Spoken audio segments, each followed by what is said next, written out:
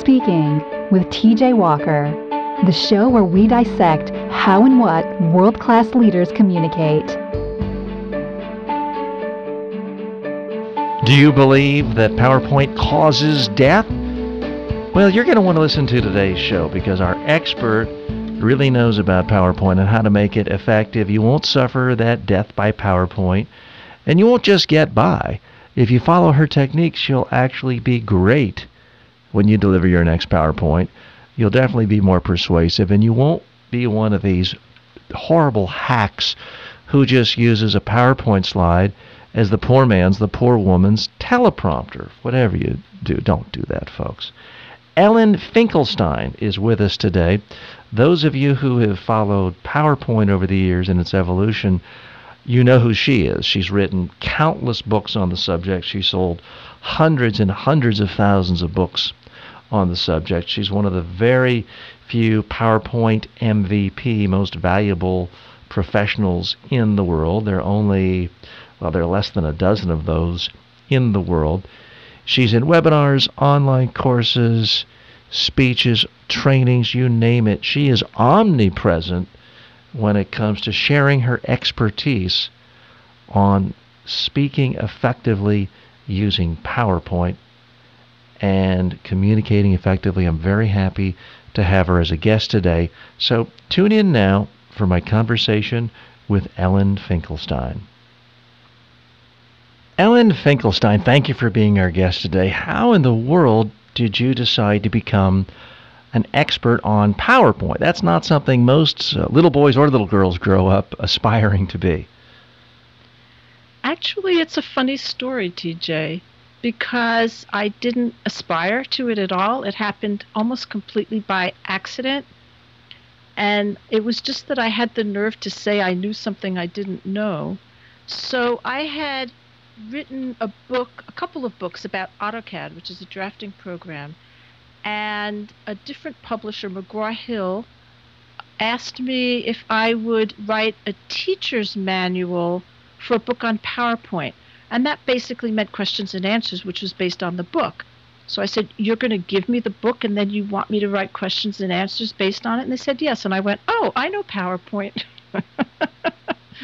So I learned PowerPoint by reading that book. And then I wrote those questions and answers. And from there, I got jobs writing other books on PowerPoint. And I hadn't really used it at all. So it was a little strange. So you became an expert before you became a beginner, essentially.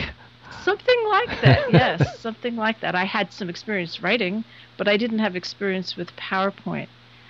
And I've done that a couple of times in my life, said I knew something when I didn't really know it, if it was clear that I could learn it along the way. And so I wrote that book and then some other books on PowerPoint and just had the program and went through it and figured it out myself. And we should point out, as noted in the introduction, you're a prolific author, numerous books. You've sold way more than 250,000 copies of your books, which for anyone who knows anything about publishing, if you can sell more than 3,000 copies, you are a superstar in a lot of publishers' eyes. So widely published and widely successful. What do you say to someone who meets you? Because this happens to me, I'm sure it happens to you. You're at a cocktail party or a networking event at a conference.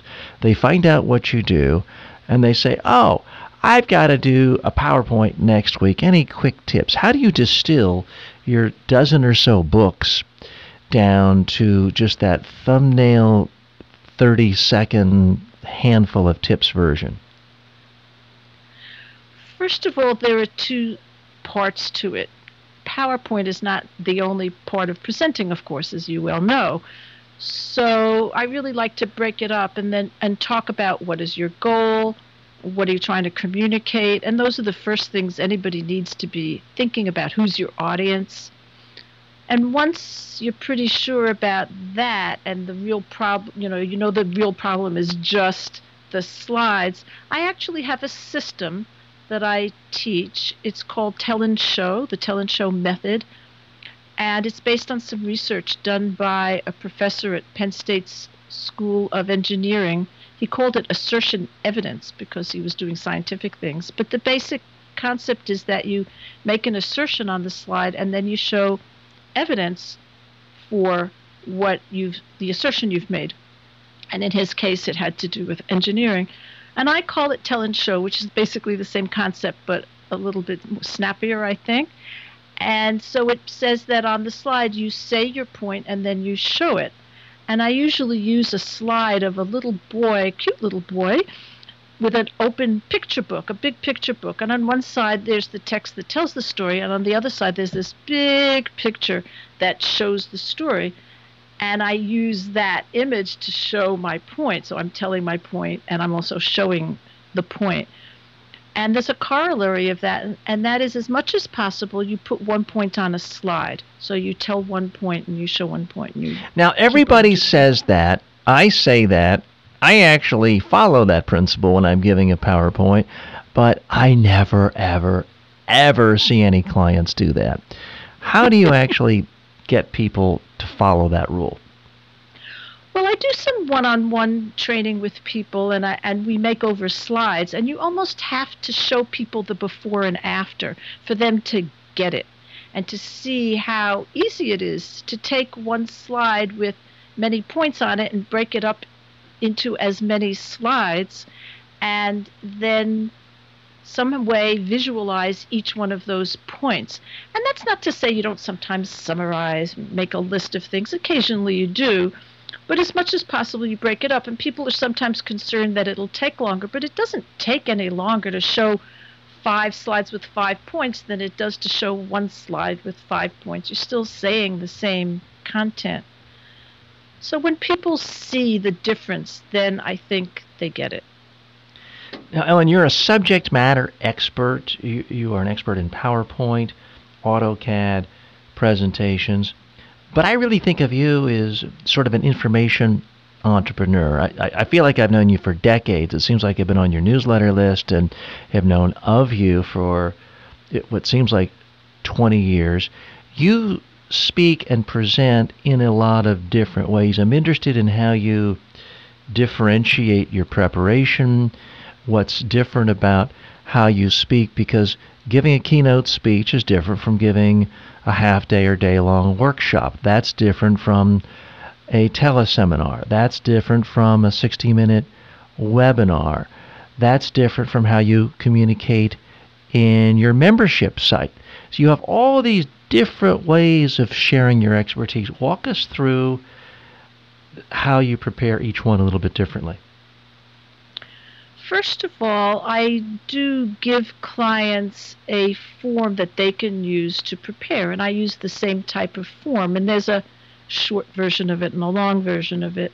And the short version of it, you basically write down your goal, who the audience is, your main points, and how you're going to start it and how you're going to end it, because those are especially important for the impact that you have. And when I do I don't do a lot of keynotes, but when somebody does do a keynote, your goal is going to be very different. It's not going to be training. Keynotes often have to be somewhat entertaining. You want them to be highly visible if you're using slides at all. Not everybody does. And you want to have an emotional impact on people, some type of impact on people. When you're doing technical training for half a day, it might be very different. So in that case, you need to do the technical part of it, but because people's attention is not very long anymore, but never really was, anything more than 15 to 20 minutes, you need to break it up. So then you use principles of training, which really says you give some content and then you make a change up and do an exercise with people, have people divide up into groups or some type of workshop, or you take questions or you ask questions. So that's a totally different type of structure that you might have. When I do a webinar, let's say an hour-long webinar, depending whether it's a sales webinar or it's a training webinar, different types of webinars. But again, there's a much more of a focus on content, but with a webinar, it's different than speaking in front of a live audience. So then you need to take that into account. You don't get any reaction. You don't get the applause, the laughter, the quizzical but look. You don't hear it, and you can't see them. So what I was going to say is that you have to use the interactive features of the webinar, the chat box or polls, so that you kind of force them to interact with you and to pay attention, because it's so easy for them to multitask. You know, they know you can't see them, so it's not so embarrassing for them to go check their phone, but also they're at their computer, so easy for them to do something else. So each type of presentation that you do, you really have to think about what's the value for the audience, where they are, what they need, what will work best for them. So rather than think of yourself as a presenter, you need to think of yourself as a medium through which you can help your audience gain value. In a moment, I'll ask you what is your least favorite medium, what's your most favorite. I mean, personally, I like speaking in front of live crowds. If you have any sort of ham in you, that's always going to be the best. You get the reaction, you get the more in-depth questions, you get to actually shake people's hands. It's also typically the best way to generate new business, and it's frankly just fun meeting new people. But you have to perhaps spend a whole day to get there, no, a whole day back. Sometimes if you're in another continent, a whole day of jet lag. So it can be the best and the worst. The hardest I find is the video webinar where I can't see anyone, I can't move around the room. Yeah, I can ask people to type in a response or maybe even have a mic at the other end, but it's generally less responsive. I find that's hardest for me, and because you're just looking at a little camera in a room. It's harder for most people, and yet the plus side is I can still wear my bathing suits and flip-flops and nobody knows, and I can be, relaxing with my daughter at the pool 5 minutes after it's over. So just curious, what's your least favorite and most favorite type of presentation venue and mode? I think I see the same pluses and minuses as you, so I'm not sure. I think my least favorite, to tell you the truth, TJ, I hope this isn't embarrassing, is just audio. Of course, that's what we're doing now, because I really like showing people what I'm talking about. So I guess I would say that. Now, I live in Fairfield, Iowa. It's 4.5 hours from anything. So 4.5 hours from Chicago, 4.5 hours from Minneapolis, 4.5 hours from Omaha, and 4.5 hours from St. Louis. So, and sorry to sound like an obnoxious New Yorker, but how in the world did you end up there? Well, we ended up there because there's a university here. My husband was a professor here, and I grew up in New York too. We were discussing that beforehand. So I'm also a New Yorker. As people who have a good ear will hear a little bit of that accent left, and maybe think of the funny phrase, you can take the girl out of New York, but you can't take New York out of the girl. But we love it here. And it's a small town of 10,000, small university town. I'm looking out, seeing only trees. And so I really like it here. We have a great community of people here. So, but because of that, and also because when we came out here, I had 2 children, 6 months and 2 years old, traveling wasn't an option. And I did need to supplement my husband's salary. So the combination of being here and having small children meant that I had to work online. And I started out writing, which worked very well, but eventually I ended up doing webinars starting in 2007 for a third-party company. They just paid me a flat fee each time. And then in 2009, I started doing my own, hosting my own. And I appreciate you have been nice enough to include me in some of those before as well. That's right. You were a speaker last year on my Outstanding Presentations Workshop series, which we did the 7th one this year, 7th annual one. And yeah, you were a great... Well, thanks. For our listeners who are thinking of putting on either a webinar or a webinar series for their organization, their company, or their government agency, what do you want them to think about? Because for a while, webinars were just the rage. Every day I'd open up my email and there was invitations to 25 new webinars, and this was, I don't know, 10 years ago. And so many of them were just, I would say, thinly disguised. They weren't even thinly disguised sales pitches. There was just no value. And then it seemed like it started to differentiate. Some of the professional trade associations would charge $300 or plus dollars. And then the rule was there can't be any pitching if people are paying. And so it seemed like there was a high end and a low end of the market. Maybe I'm just off some of those lists, or I'm not noticing it. I'm not hearing as much buzz these days. I want to get your sense of the marketplace. I think webinars are alive and well. I see them, they are used a lot for sales, but usually when they're used for sales, people know now that you have to give a lot of value, that you have to provide content, because that's the hook that you get people on the webinar with. And so there's some good content, and then once you've done that, in a sense, you have permission. Well, now I've given you something for free. Will you listen to my offer? So I see that a lot. I also see lots of, in the professional world, lots of free webinars that are used like white papers.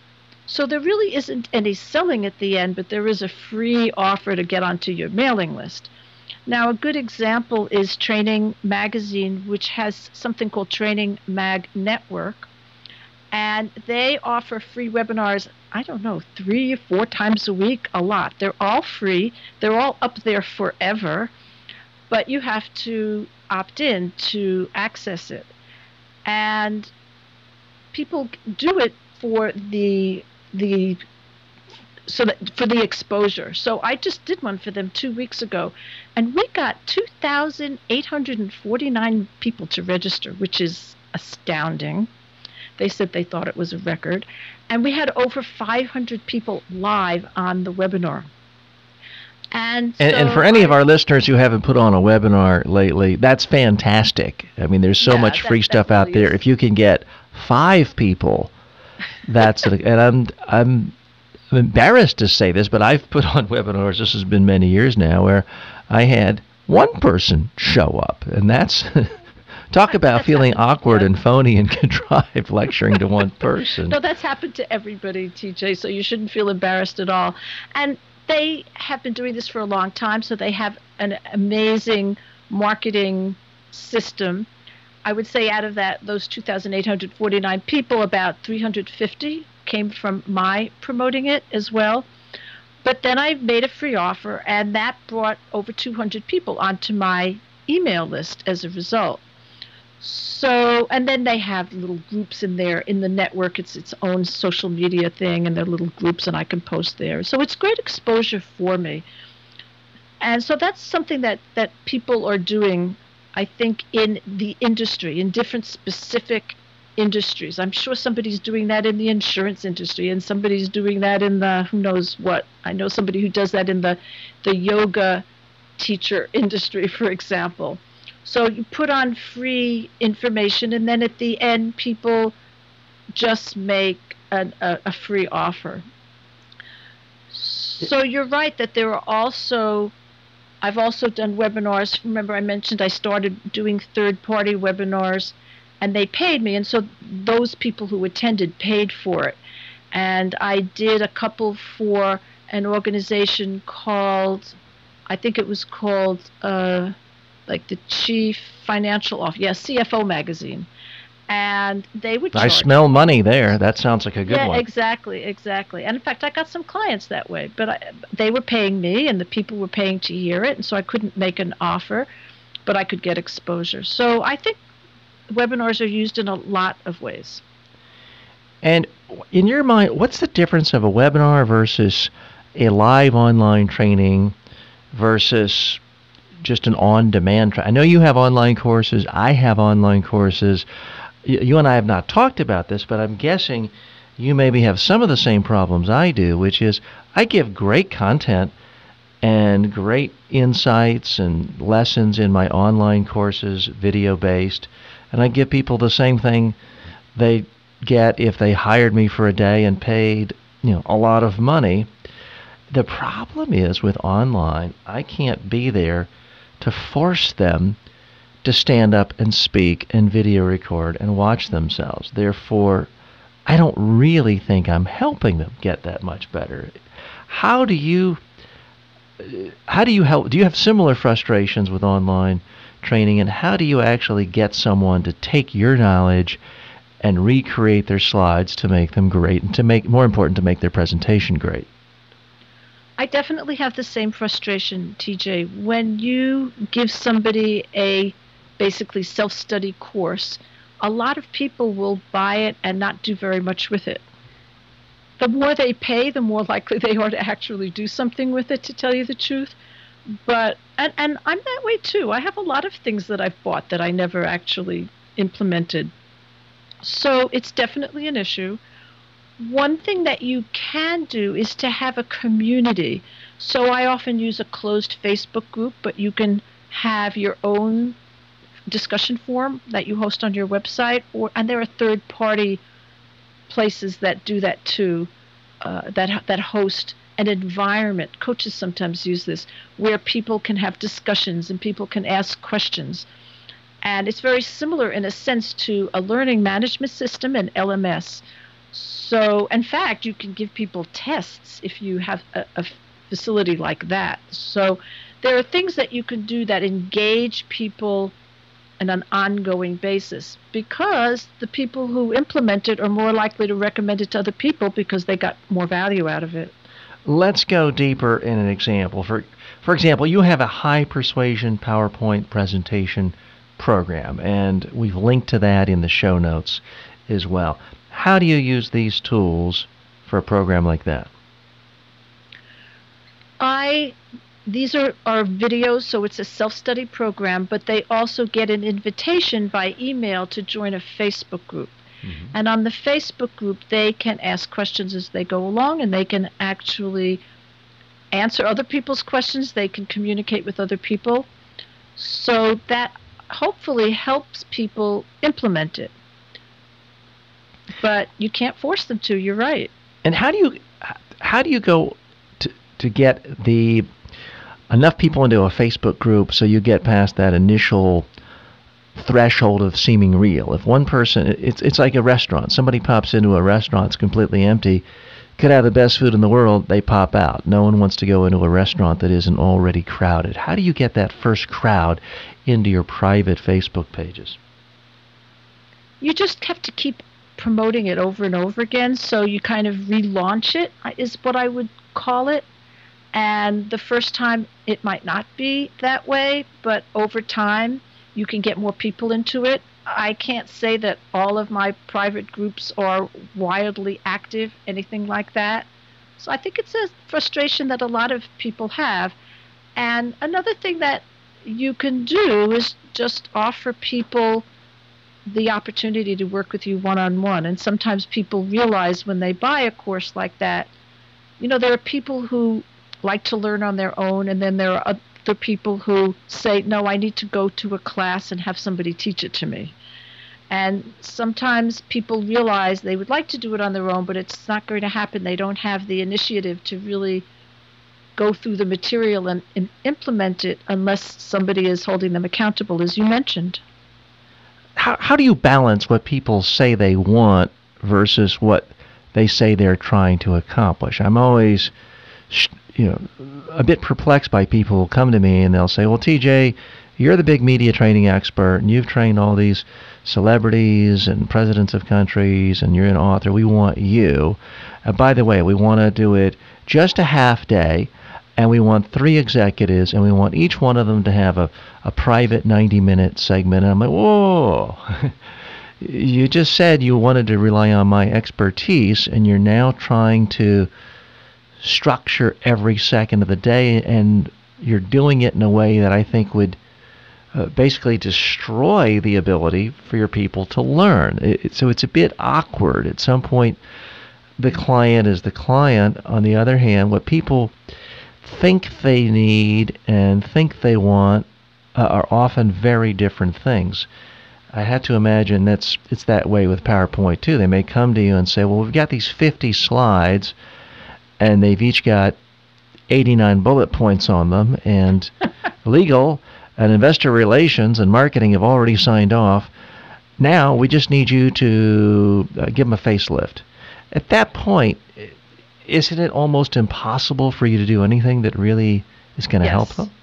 Yes. So I will tell people, I'm not here just to give your slides a pretty background. And that won't solve your problem. So sometimes you have to turn down a client because of that. And now another thing that I do, and I think this is fairly unique, when I'm not a designer, and so when I work with people one-on-one, it's a combination of me making changes on their slide, but with them, and so they learn how to do it at the same time. So it's a combination of makeovers and training. And part of the reason I do that is because I've discovered that I can't really know what the purpose of any slide is unless they tell me. They might have all this text on it, but it's not going to be clear. It's like, what are you really trying to say here? And so very often when they tell me that, I can get rid of a lot of the text, or we can split up the slide into multiple slides. And I help people rewrite their content a lot because very often it isn't clear. So I just worked with somebody this past week, and he's creating a video from PowerPoint slides for his website. And it's an introductory video on the front, on his home page. And you know, those things should be like 2 minutes. And he came with 75 slides. So that wasn't going to work. So we cut it down to 50. And in the time we had, which was 2 hours and 2 separate sessions, I said to him, you need to speak this out and time it and see how long it's going to take. But another thing that I do, when depending on the nature of the person and whether they're into it or not, is if it's a lot of material, we'll go work for 2 hours, and then I say, look, you see what I'm doing. So now, between the now and the next time we meet, go through and make over the slides your own. I'm training you. And then we can do it much more quickly because they've done a fair amount of the work themselves, so it goes more quickly. And they learn more that way by implementing it on their own. All this talk about PowerPoint, let's be both a little shamelessly self-promoting. If you want to be better at delivering PowerPoint presentations, I'd urge you, go into our show notes and click on Ellen's website. I'd urge you to do what I did many years ago. Sign up for her newsletter. It's always chock full of a lot of great tips. And Ellen, what else do you have for people who are trying to learn more right away about PowerPoint? So thank you for that little thing there, TJ. So I mentioned High-Persuasion PowerPoint presentation program. It is a 4-video course which really has in it all of the compiled all together, all of the tips that I have for creating presentations that are meant to be persuasive. Now that could be a sales presentation, but it doesn't need to be. In fact, one of the testimonials I have is a trainer, and she says, and she said to me, no, you're wrong, Ellen. Training is not just informational. We need to persuade people that it's important or they won't implement the training. So she kind of taught me this lesson that training also needs to be persuasive. And she wrote me a couple of months later, and she said, Ellen, this works. I just gave a training that I've done 70 times before, and I can visibly, and I use these principles, and I can visibly see the difference. And she's doing live training with people. I can visibly see the difference. They're listening, they're paying attention. I can see the difference. So it teaches those types of techniques for you to create slides that are powerful and persuasive and clear, so that your audience understands and remembers what you have to say and hopefully is persuaded to take action. So check out that link to High-Persuasion PowerPoint presentation program that Ellen offers, and you'll find out more about it. Also, at absolutely no cost whatsoever, you can go to the Media Training Worldwide site and get our online course on how to deliver better presentations. This is video-based. There is a whole section on how to deliver PowerPoint more effectively. So please check out that. If you write to us, you'll be given access to the online course at absolutely no charge. Ellen, I'm going to ask you 2 questions, one hard, one easy. And I ask all of my experts who deal with PowerPoint this. My first question is going to be, who do you think the best business speakers are in the world today, or really any speaker in any field alive today that you admire and respect? The second question is where it gets hard. Who is the best user of PowerPoint slides today in a business or any other situation? And if I'd open it up to the last 20 years, most people would say, oh, Steve Jobs, but he's not around anymore. So I'll let you answer those two. Yeah, that was my first point, too, because he definitely had a reputation for being a very good speaker. And to tell you the truth, it's hard to hear business speakers because very often the speaking that they're doing is private. And not all of this gets online. But I think at least the best place to hear good speaking that in a way that's available to anybody is to go to TED.com. And there are talks there, and they're only 18 minutes long, and there are talks there that have millions of views. And you can get an idea by that of who's giving a really good presentation. And it's a wide range of people. So there are lots and lots of people who are doing a really good job of speaking on various topics. And I think that's a better way to go than to pick one person and listen to how that person speaks. And people always talk about TED. Oh, I want to give a TED talk, and isn't TED great? And I do think TED is great, but so much of what makes TED great is they simply have a few basic rules for their speakers, which is you can't put a bunch of text on slides. You've got to use images. Right. And you can't drone on and on for 2 hours. You got to stick to 18 minutes. I mean, if most business speakers follow those two rules, stop at 18 minutes. And by the way, I don't think there's anything magical about 18 minutes, but it does put a discipline on forcing you to throw out extraneous information. And using pictures without text. If you do that, your average Monday morning staff meeting could be as good as a lot of TED speeches. Do you buy into that, or am I missing something? I do. I still think it depends on what you're trying to get across. And TED Talks very often are meant to be inspirational. And so in that case, just a picture is enough. They're not trying to train people or give people information that they're going to be tested on afterwards. So the Monday morning meeting might be a little bit different because you want people to take notes and you want to assign certain tasks to certain people and you want people to take action. So I don't think that all talks are going to be like TED Talks, but definitely having lots of text on a slide there's actually a scientific reason for why it doesn't work, and it has to do with the limitations of short-term memory. And so when you put a whole lot of content on one slide and expect people to take all of that in, it just becomes overwhelming to the brain, and people remember less as opposed to more. So I do like the idea of having some text on a slide in a business type of setting that says your point and then showing it with some type of image. And what I mean by the title saying the point, let's say you're doing third quarter sales. So instead of saying third quarter sales on the slide, you say third quarter sales are up 5%. And that way people don't have to figure out the graph, the chart that's on the slide. They know instantly what you're trying to say because you said it. And then you give them the details. You delve more deeply into it. So, again, it depends on the purpose of your slide. The more inspirational you're trying to be, the less text there should be. So let me challenge you right there, because you mentioned science, you mentioned memory. What scientific evidence is, and I make a lot of my PowerPoint friends angry when I go here, so I apologize in advance, but what scientific evidence is there that putting up text on a slide actually makes people remember the message more? Because I got to tell you, I test audiences all over the world routinely.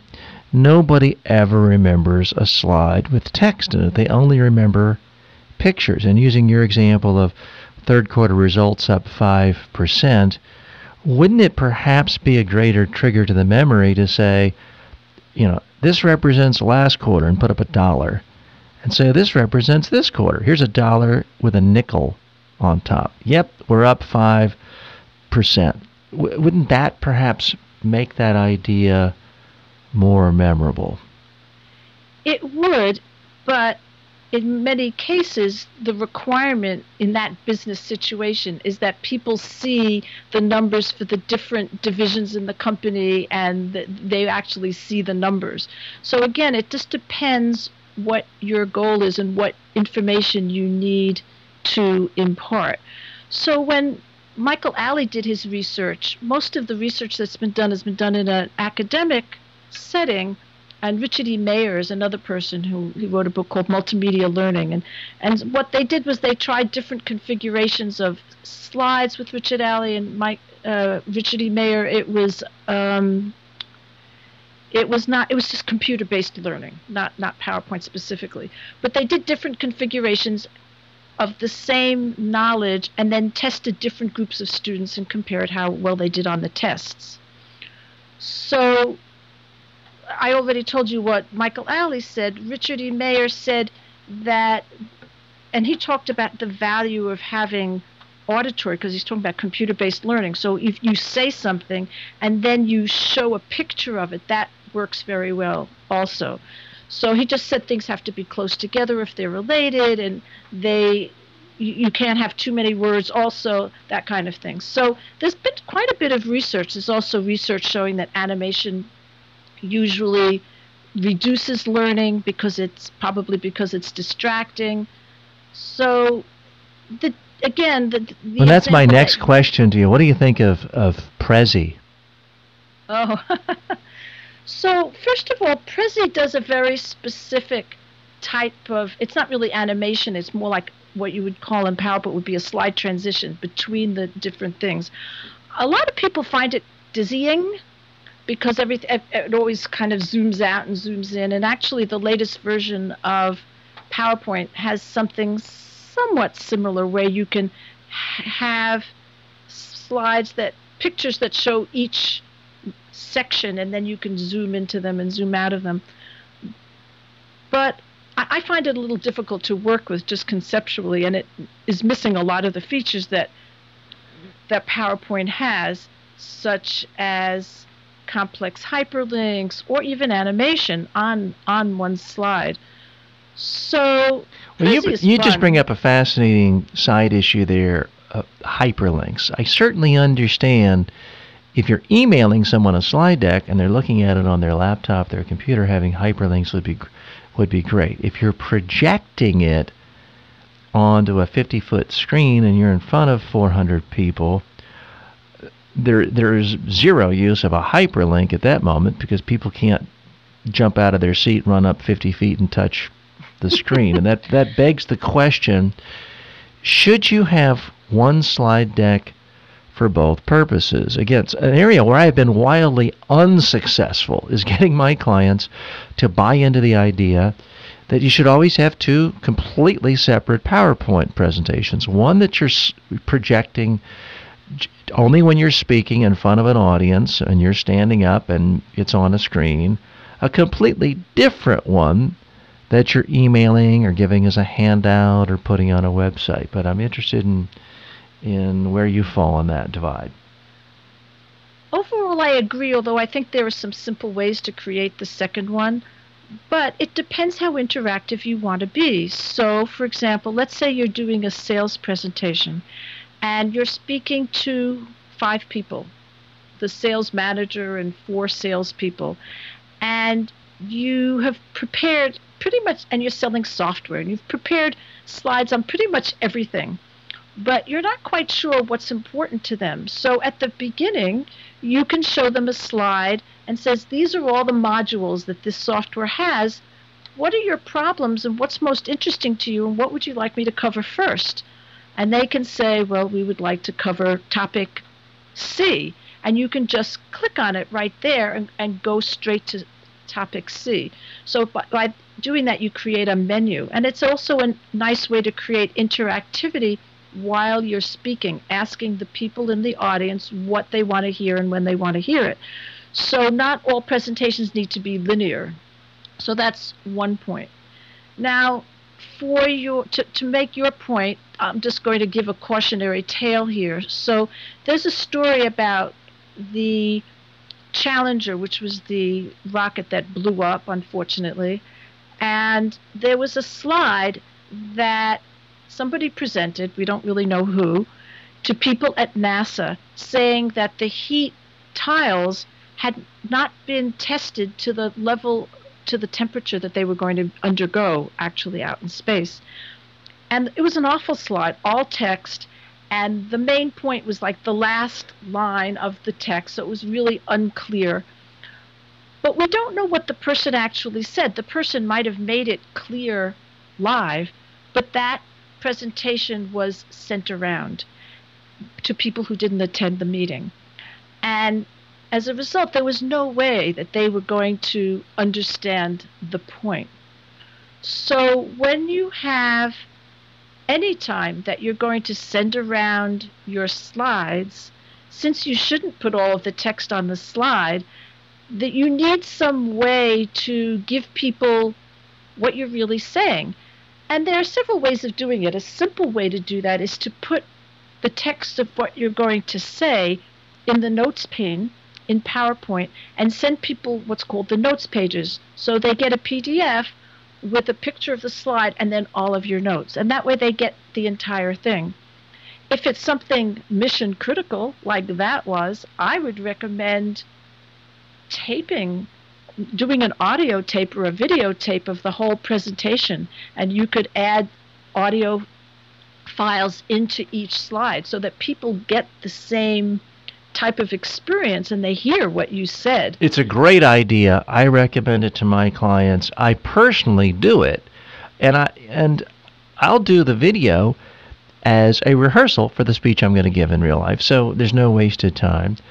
Great idea. The other value for that, if you're doing a live webinar or a live keynote speech through Skype, if you've done the whole thing in advance and sent it to the organizer, then you've made everybody's life so much easier, because if all of a sudden they lose internet connectivity or your Skype goes down, the organizer can just throw up the video. And I tell you, they really appreciate that. And it takes all the pressure off you. You're still going to be able to communicate to that audience, but I guarantee you 1 out of 1,000 of my clients at best has done that. What's your success rate? Yeah, so I agree that it's very hard to get people to do that, and people are busy and they're rushed and they find out they have to do a presentation 24 hours before they have to give it, and they don't think about the people who don't attend and people who are their boss's boss ask them for the slides, so they feel like they can't refuse. There are just so many reasons that impede good practice in any type of organizational structure. But at the very least, if you, like you said, you do a video because you're practicing anyway, and even if a person doesn't do a video practice, and I know you recommend that, and I agree with you very much on that, but even if a person doesn't do that, you should write your script, what you're going to say. And one of the things that I tell people all the time is usually you have a given amount of time to speak, and you have absolutely no idea how long it's going to take unless you speak it out and time it. And so, yes, that practice should be there. But at the very least, you should take your script and put it in the notes pane so that you can quickly and easily hand out something to people that is complete. And then when they ask for the slides, you give them the notes pages. Ellen, you're in Iowa, which sees a lot more than its fair share of speeches made by politicians. So I'd like for you to share any experiences there that you have. But you also grew up in New York City, which was and is the media capital of the world. You had a lot of colorful speakers when you were here, whether it was Bella Abzug or John Lindsay, you name it. So I'm interested in who were your speaking role models, whether they were politicians or media figures or talk show hosts growing up. So I have to tell you, TJ, that I grew up without a television. My parents didn't want me to have a television. They wanted me to read.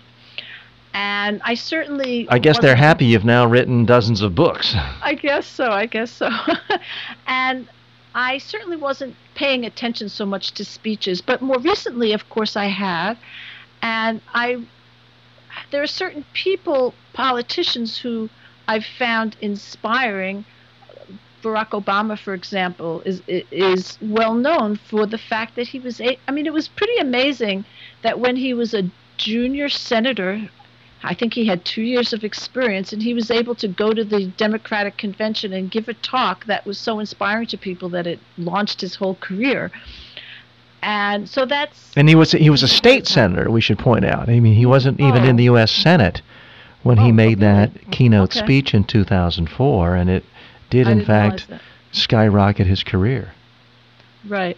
And so I think the ability to be authentic and be inspiring and yet be honest at the same time is can be very, very powerful.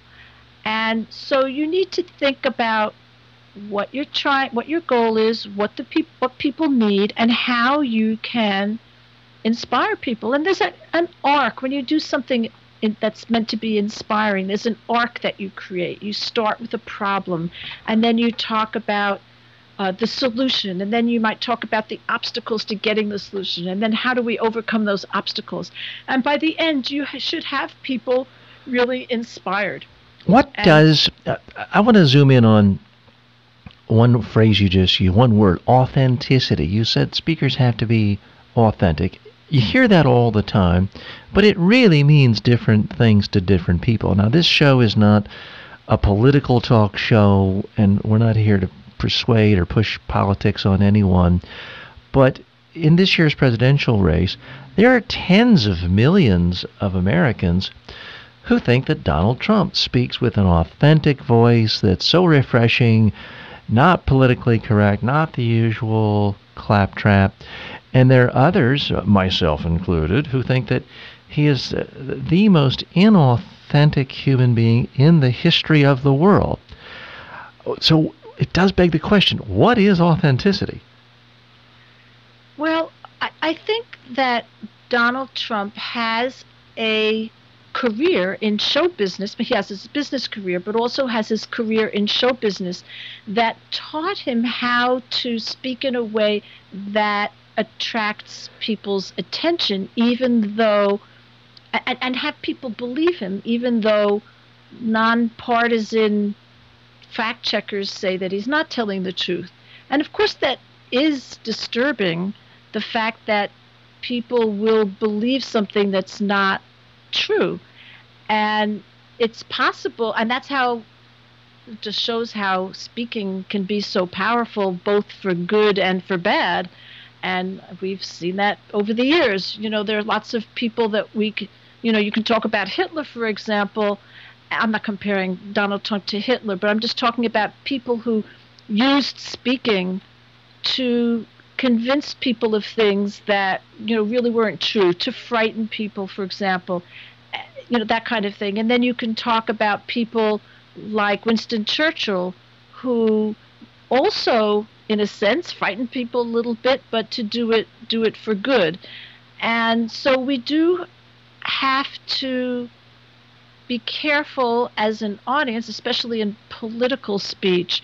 You really have to step back and then think about what you heard and whether it makes sense. The way I put it is speaking is a tool, and the way a knife is a tool. And a knife can help you cook a great dinner. It could also stab you to death. It's not inherently good or bad. It really comes down to how you use it. Public speaking skill. I think celebrity is a really powerful tool for people, and people sometimes get overshadowed by that or overly influenced by celebrity, and some people can wield that celebrity in one way or another. Yeah.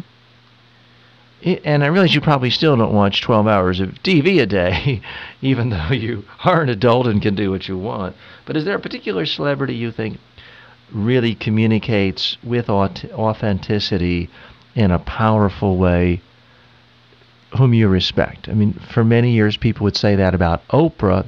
It's harder to find her show now. But is there anyone else you really respect? Right.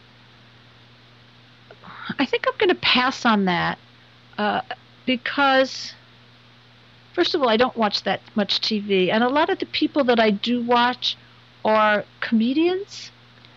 And comedians can be very amazing. They can help you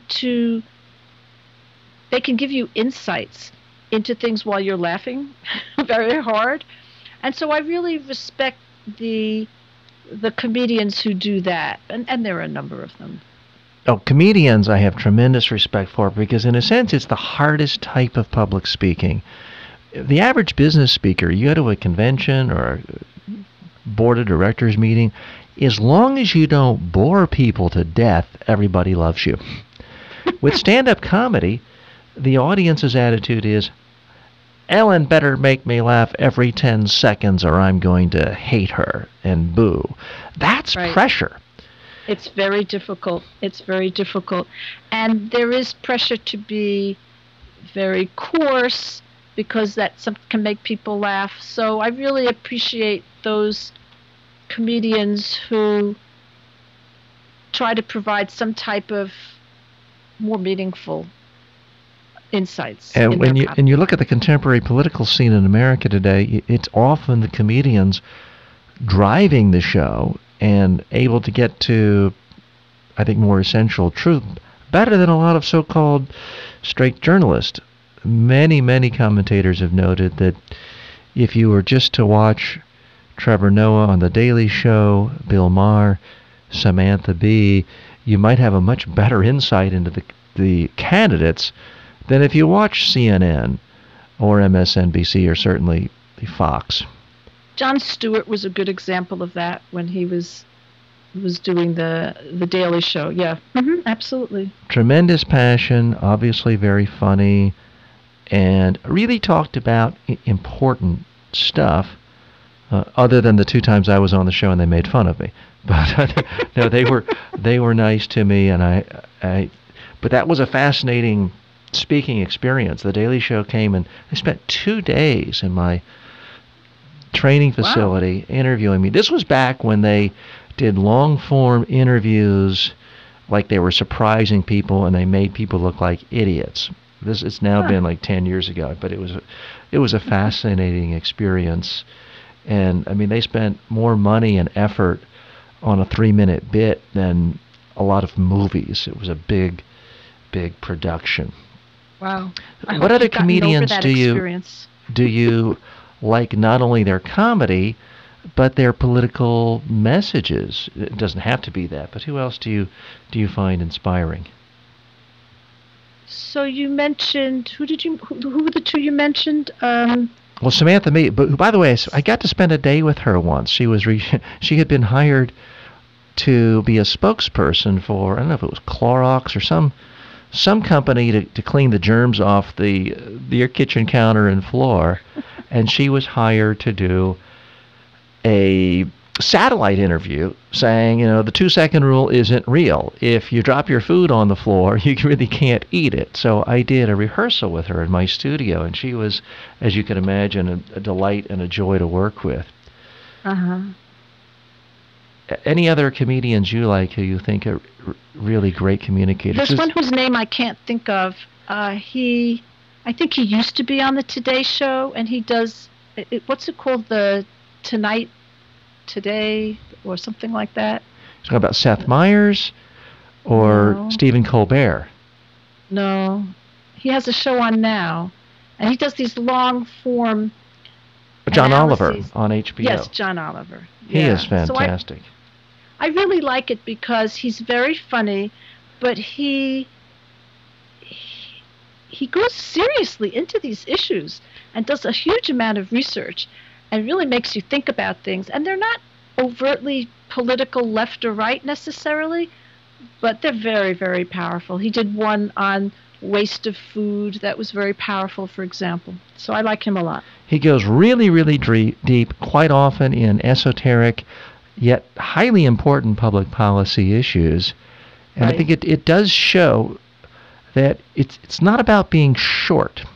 He can spend 20 minutes on one subject and you're never bored because he's consistently interesting. Too often I think people, they come to me, they come to you, and they say, "Oh, teach me to be concise. I want to be concise." And they stand up and they give a 2-minute speech. I'm like, okay, that was concise, but you didn't say anything interesting. Nobody's going to remember it. Focus first on, can you actually be interesting and memorable? And John Oliver sure does that. Yep, I agree. Wildly entertaining. Well, Ellen, we appreciate your insights and your humor and your fun being with us today. Again, I would ask people to check out in the show notes your website, especially your High-Persuasion PowerPoint presentation program.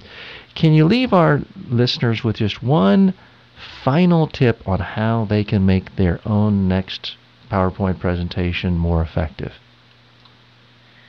I guess I just want to go back on to the topic of thinking about what will be most valuable for your audience. And even if possible, in some situations it is to ask them in advance.